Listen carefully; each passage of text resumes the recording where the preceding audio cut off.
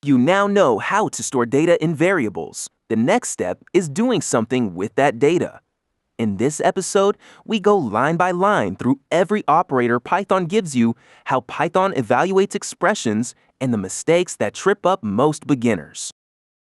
The plus operator adds two values together. Here 10 plus 3 gives us 13, which is stored in result and printed. The minus operator subtracts the right value from the left. 10 minus 3 gives us 7. You can use raw numbers directly in an expression or use variables instead. Both work the same way. Python evaluates the expression first and then stores or prints the result.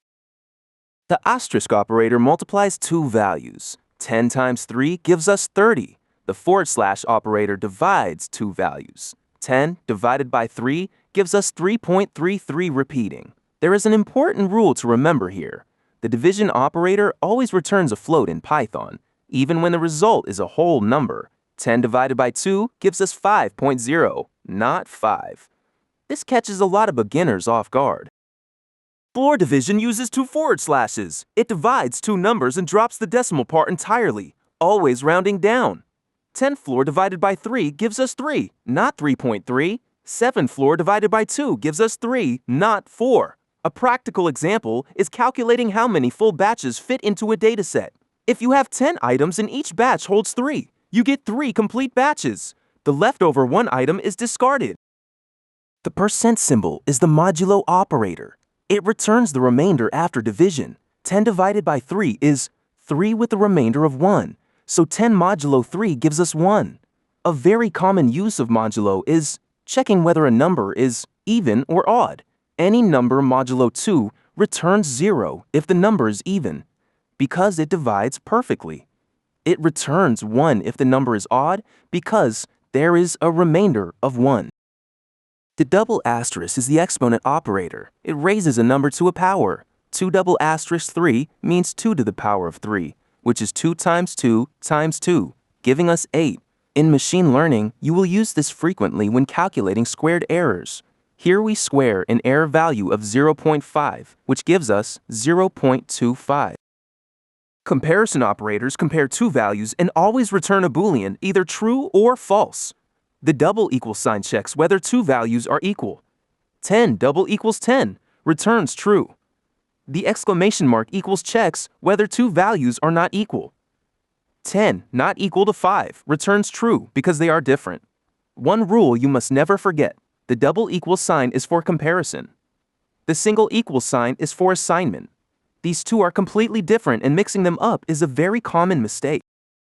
The greater than symbol checks if the left value is larger than the right. 10 greater than 5 returns true. The less than symbol does the opposite. 10 less than 5 returns false because 10 is not smaller. Adding an equal sign after either of these creates greater than or equal to and less than or equal to.